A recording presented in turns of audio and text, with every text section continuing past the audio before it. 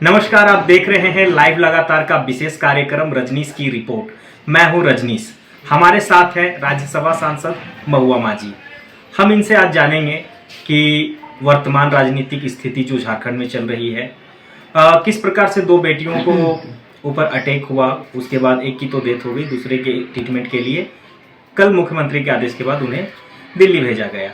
इन सब विषयों पर हम इनसे बात करेंगे। आपका मैडम नमस्कार, लाइव लगातार में स्वागत है।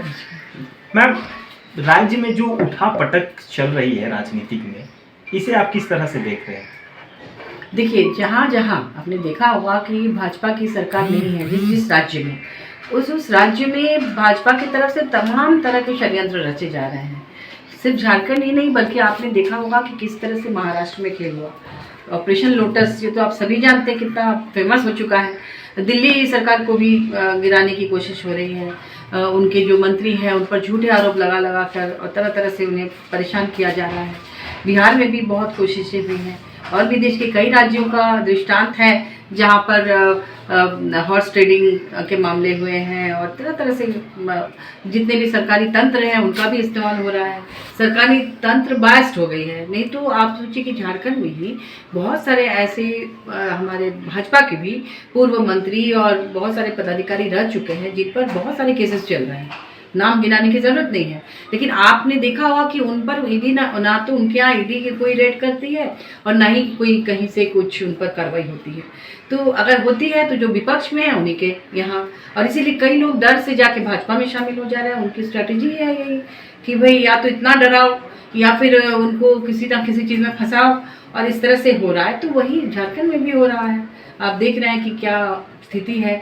लोग बिल्कुल भ्रम की स्थिति में है कि क्या होगा नहीं होगा, किसकी सदस्यता जाएगी, किसकी रहेगी।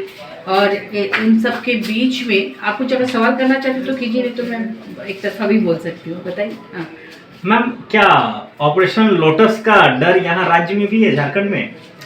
देखिए, जब आपको पहले से पता हो कि आपके घर में डाका डालने वाला है तो आप क्या करेंगे? आप अपने को सुरक्षित करेंगे ना। तो वही डकैत डाका डाल रहा है हर पॉलिटिकल पार्टी के यहाँ जो कि भाजपा के नहीं है।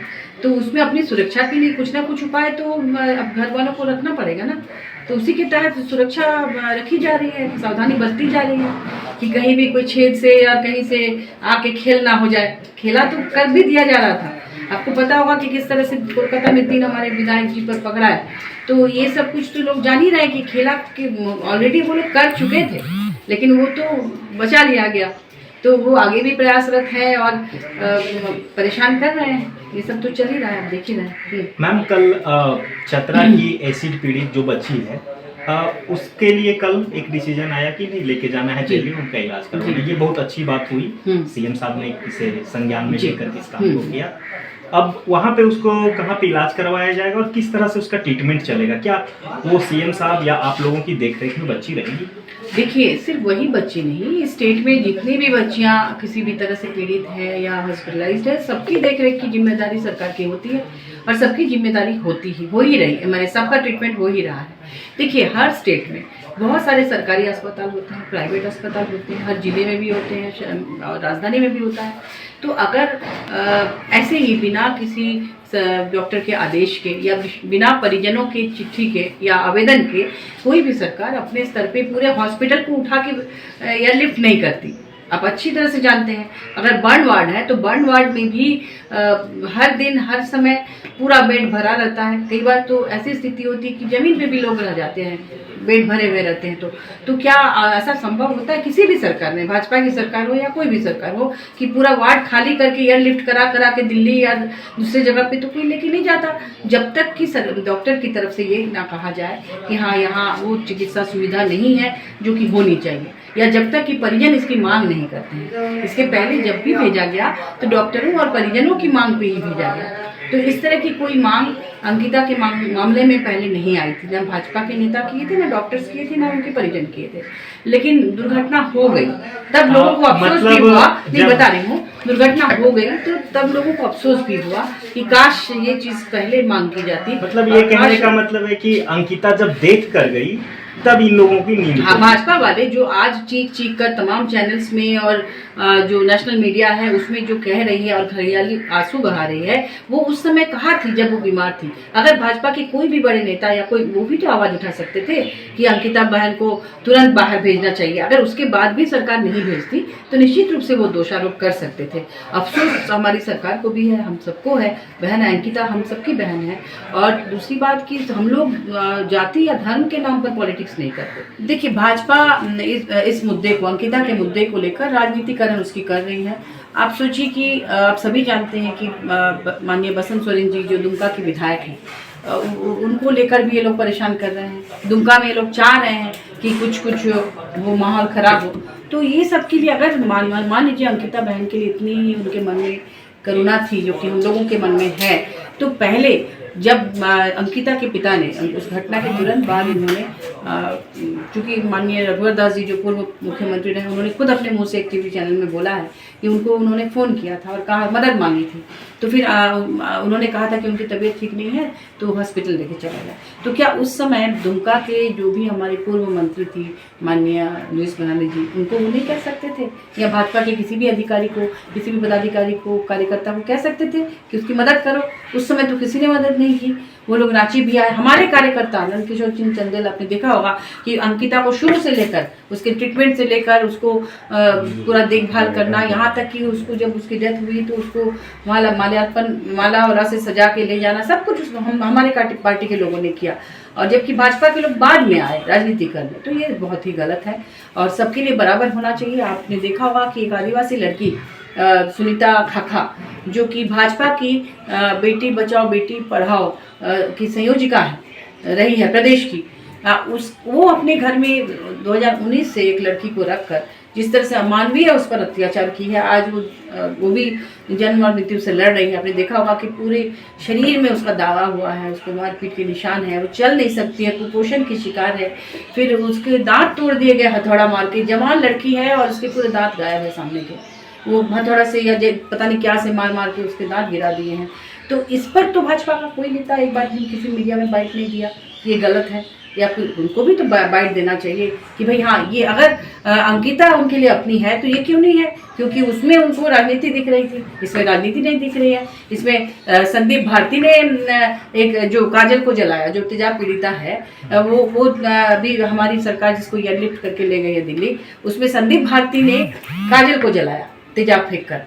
उस पर तो भाजपा ने कभी वो आके देखे भी नहीं, कोई आकर उसको, उस पर तो कभी कोई बात नहीं हुई। क्या अंकिता बहन, इसलिए अंकिता के लिए उनकी दया है तो काजल के लिए क्यों नहीं है? वो भी तो एक पीड़िता है, उसके लिए भी होना चाहिए, सबको बराबर नजर से देखनी चाहिए। इसके अलावा जो हमारी सुनीता खाखा है, उसके भाजपा नेत्री के खिलाफ अब देखिए किसी भी भाजपा के बड़े नेता का कोई बयान आया है ये गलत है या गलत क्यों हुआ, या वहाँ देखने की जरूरत नहीं समझी, चूंकि एक आदिवासी लड़की है। तो ये तो गलत है। अगर आप काम कर रहे हैं समाज के लिए तो सबके लिए बराबर नजरिया होना चाहिए, न कि आप राजनीति करने के लिए इस तरह से आप कर रहे हैं। तो इसलिए मैडम, अब अंकिता तो नहीं रही जी, क्या उनको न्याय मिलेगा? अब जिस तरह से लोग सड़कों पे आ रहे हैं या जनता की भी मांग है, आप सोशल मीडिया में भी देखते होंगे कि फास्ट ट्रैक गठन करके उस जल्द से जल्द फांसी की सजा दे, ऐसी मांग है। देखिए, मैं आपको बताना चाहूंगी कि आप सभी जानते हैं कि अंकिता को लेकर हमारी सरकार कितनी संवेदनशील है। जैसे ही पता चला 5 घंटे के अंदर अंदर जो अपराधी है उसको अरेस्ट कर लिया गया, और हम सभी मांग करते हैं कि उसको फास्ट ट्रैक कोर्ट में उसको सजा मिले, जल्द से जल्द न्याय मिले अंकिता को, ताकि उसकी आत्मा को शांति मिले और किसी की हिम्मत नहीं हो कि इस तरह की घटना को अंजाम दे। और इसके अलावा उसके परिवार को भी सपोर्ट देने के लिए माननीय मुख्यमंत्री जी ने 10 लाख मुआवजा जिसकी मांग की गई थी उन्होंने कर दिया है। हम सभी ने निवेदन किया है माननीय मुख्यमंत्री जी से कि उस लड़की को चूंकि पुलिस में नौकरी करने का शौक था, तो उनकी बहन को कम से कम पुलिस विभाग में या किसी विभाग में नौकरी मिल जाए। तो हमारी संवेदना उसके परिवार से है। हम लोग चाहते हैं कि उसके साथ न्याय हो, जल्द से जल्द सजा मिले। लेकिन हम भाजपा से ये कहना चाहते हैं कि आप इस मामले का राजनीतिकरण ना करें, क्योंकि कोई भी अपराधी जो है ना वो किसी मजहब का नहीं होता है। अपराधी अपराधी होता है, उसे धर्म के नाम पर आप अलग अलग पार्टीशन मत कीजिए। मैम, आए दिन ये देखा जा रहा है पिछले 1-2 सालों में झारखंड में कि बेटियों पर किसी न किसी तरह से वार किया जाता है, उनकी मृत्यु हो जा रही है। चाहे आप संध्या टोपले को ले लें, रूपा तिर्की को ले लें, अभी हाल में ही 2 बेटियों को ले लें।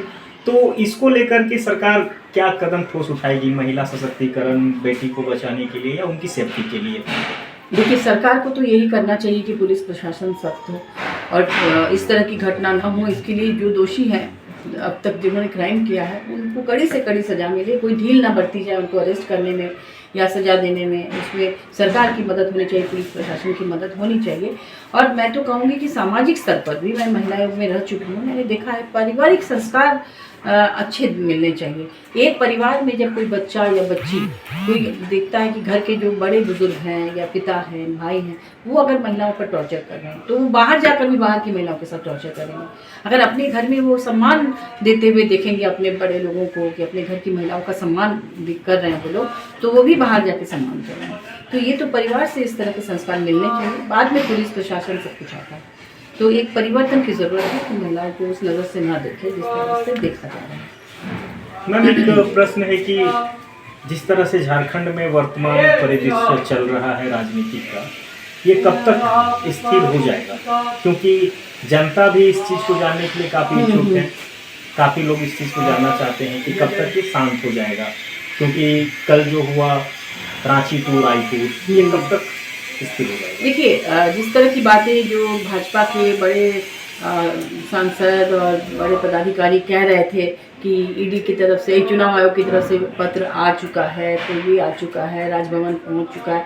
क्योंकि ऐसा है कि आजकल जो सरकारी तंत्र होते हैं वो सारा इन्फॉर्मेशन भाजपा के कुछ बड़े नेताओं को दे देते हैं पहले कि इस लेटर में हमने ये लिखा है, या हो सकता है कि उन्हीं से मांग के किसी ने उसका मजमून तैयार किया। इस तरह से वो लोग मीडिया में अगर मान लीजिए कि समय से पहले सरकारी एजेंसी उस पत्र में क्या लिखे हैं, जबकि उसको पढ़ के माननीय गवर्नर ही बोल सकते हैं, लेकिन उसके पहले ही अगर आप ट्वीट कर देते हैं कि उस पत्र में ये है वो है, इतने दिन के अंदर होगा, तो ट्वीट का खेल हाँ, चल रहा तो है। इसीलिए मुझे लगता है कि उनको ज़्यादा जानकारी है कि क्या होने वाला है, तो उन्हीं से पूछिएगा तो आपको सही सही जानकारी मिलेगी।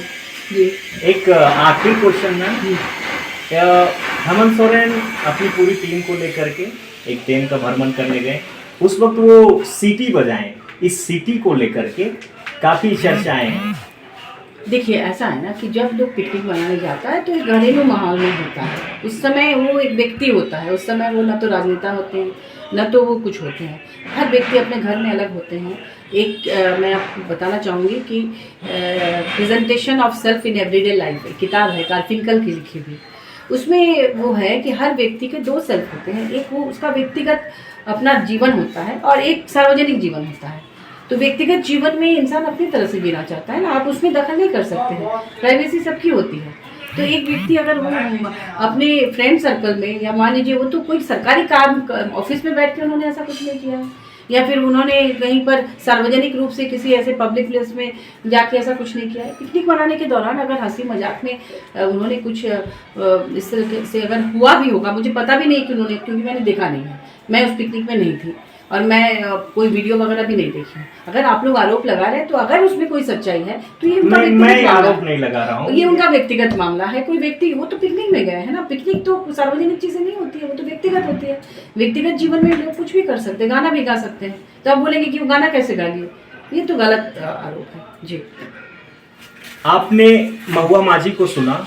सरकार, जेएमएम की सरकार बेटियों को लेकर के काफ़ी सजग है, गंभीर है, और जिन जिन पर भी जिस तरह की हमलाएं हुई हैं, उनके प्रति जो दुराचार हुआ है, सरकार उन दोषियों को कड़ी से कड़ी कार्रवाई करेंगी, ऐसा महुआ माझी का कहना है।